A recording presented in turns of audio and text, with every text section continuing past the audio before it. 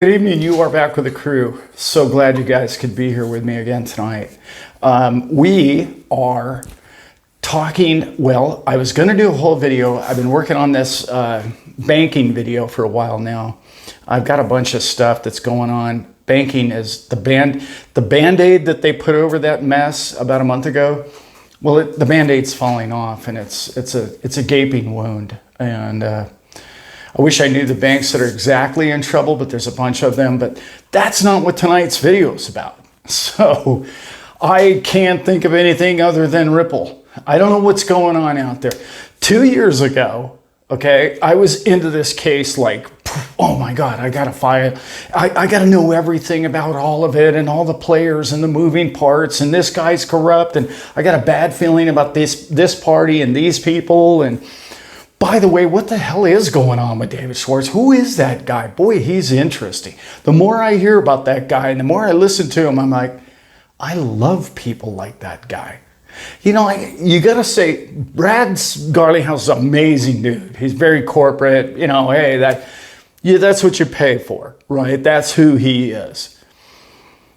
But when you listen to Dave speak, it's a roller coaster of, well, that isn't what he said yesterday. I don't even know. I know his mind is just like, and people like that I love. I love people who are different, and they wear it, and they own it, and they want it, and they understand who they are, and they're not worried about what the rest of the people think of them. Love that in humanity. That's when you know somebody's clicking, you know. All of you, I love you all, but there's just special people, you know what I'm talking about? And I'm not a fanboy of his or anything like that. When I hear him speak, I'm like, that guy. Yeah, that guy. Reminds me of that guy. So, anyway, I babbled on already too long on this one, but I can't get over this whole Ripple thing. Okay, what happened was, I know I've said this before, but my wife doesn't know anything about Ripple, doesn't know anything about XRP. And for over 2 years ago now, I've been in this court case, like reading files, and like she printed out the entire court case for me at one time. And I've been reading this stuff, and I was just into it all. And you know how you go, well, you know, the world has to revolve, you know, without Ripple also. So I'm going to get out of that, and I'm going to go ahead and do some other stuff in my life. And, you know, I try and touch back to XRP and Ripple as much as possible, but it is probably one of my largest holdings. But lately, I gave her this paper and I said, Elizabeth, would you just sort of look into this? Just check this thing out. And what do you think about what's going on here? As my wife does, she is like a pit bull. Thankfully, not in looks. She's a pit bull when she sinks her teeth into this thing. She has this ability to extract information. You know, you and I would read 4 sentences and we would get one thing, and she goes, oh, no, you can't read the hype over here. You got to read the words, the law. And I was like, oh. See, I spent 2 years ago all those countless hundreds, if not thousands of hours studying this case. And then she's just going, no, here, just read where I highlight and you'll understand the case better. And she's clearing so much up for me. The reason why I'm saying all that is because I can't think about anything else. I mean, this whole Hinman papers and the whole craziness of this whole deal, and everybody's, the 13th's the date, and yet another date that we're all hyped up about. Don't get too hyped up. Don't think it's a guaranteed win. We don't know. We're fighting Darth Vader here. You have to understand the Gov doesn't like to lose. And they have the old corruption on their side, if you know what I'm saying. They like to manipulate the game, and they play the game at a level that you and I can't. We don't understand that level because you and I don't run in that, and you and I have moral ethics. I'll just put it like that. I know a lot of those people. I've worked for those kind of people, and I know how they play games. And those games are not always the outcomes for the little guy.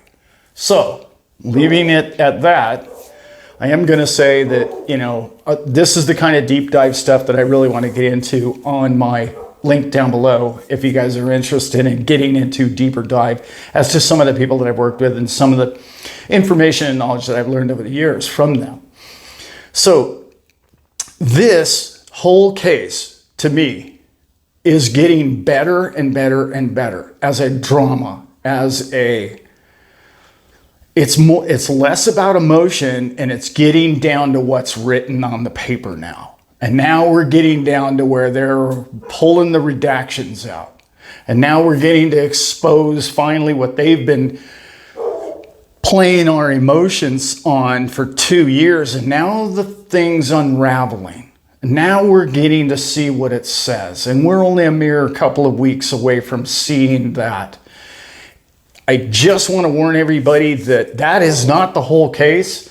The whole case is a lot of different things. And it's a big part of law is to understand the law and everything they're trying to do.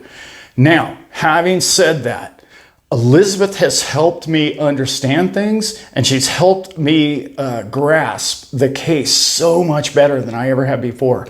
It's slow, it's dry, it's very in-depth content that we go over, but she doesn't feel comfortable doing a lot of that live on YouTube, so we can only do it in our other channel. And if you're so interested, you could join us over there, obviously. It's very reasonably priced. We're not trying to get rich off anybody here. We're just trying to be able to say some things without complete exposure. We did a video or two, and it was pushed out all over the place, and it made her kind of uncomfortable. And she doesn't really want to be the person on stage. That's me. So she doesn't want to be that person as much, and she'd like to keep it a little smaller. And I really respect whatever her desires are, because that's her life, and that's what we all must do, is respect each other for what each individual would like from their life. And that is more than what a lot of people have been able to do in this case, and not just in this case, and the world and the situations in which we live in today.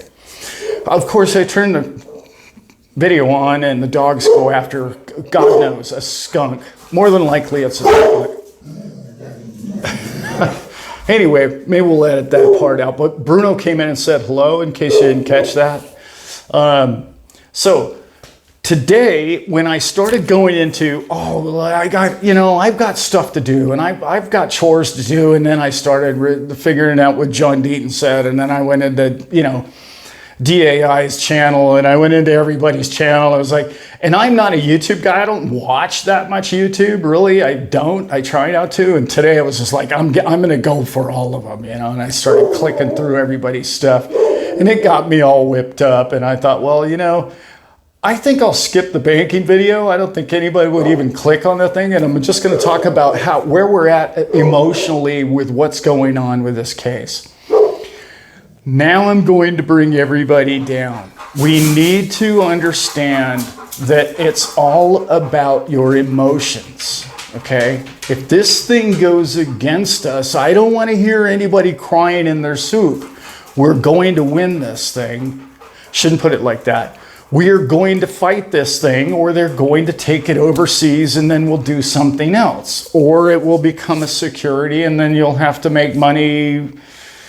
That's a whole nother show that I've got in my head, but if it were to become a security, that wouldn't be the end of the world either. But I don't want to put that out there, because everybody blows, you don't want a security, and it's the technology and what it's going to do for mankind. I totally understand that, and that's exactly what I want it to do too. And I want it to be decentralized, and I don't want anybody controlling it with a futures contract or some phony written paper that they printed upstairs, and now they can put $1 billion on a short trade on it, and it crushes the financial, because they don't like it, because it's on that family side, not this family side, and they're in a feud, and you happen to be, the target that month. That's what annoys me about that market.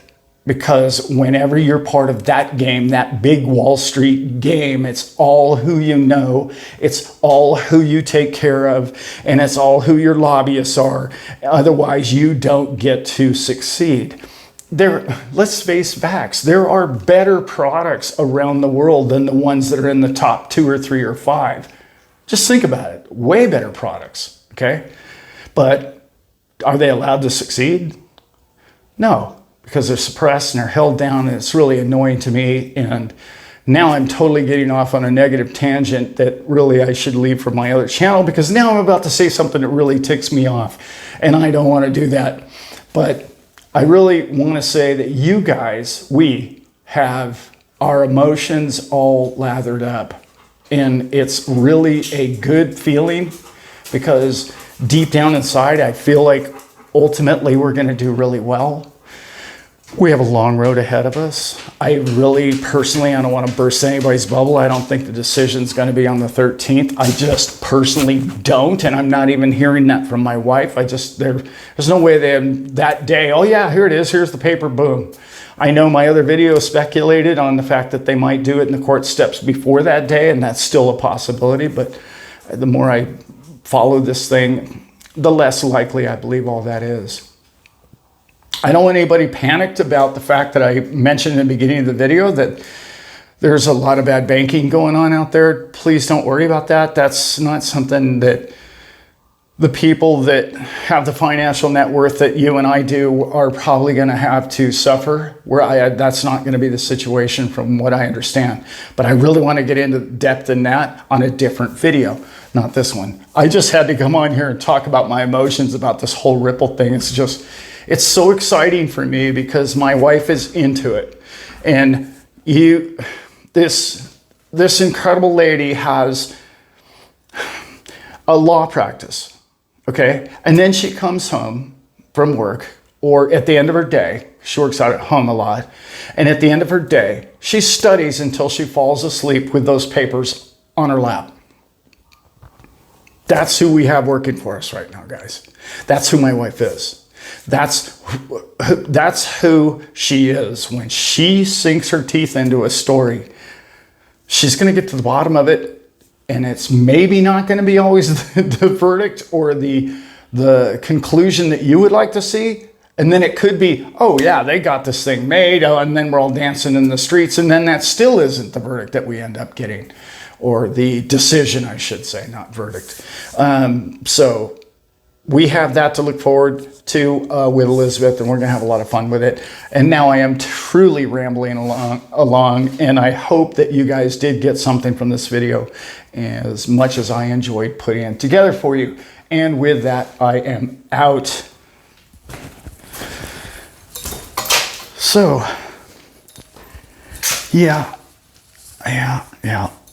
I went into the hardware store the other day, and as soon as I walked up, everybody stopped talking. Yeah, that's not good. No, I'm pretty sure. In fact, I'm positive they're talking about me. Yeah, and usually when they stop talking, that's probably not good. There's probably some slinging some crap around talking about old Al. Yeah. That crazy old fool bought all that crypto. Huh? What an idiot. What a fool. Man, that's the craziest person I know. That's the craziest person in the whole town.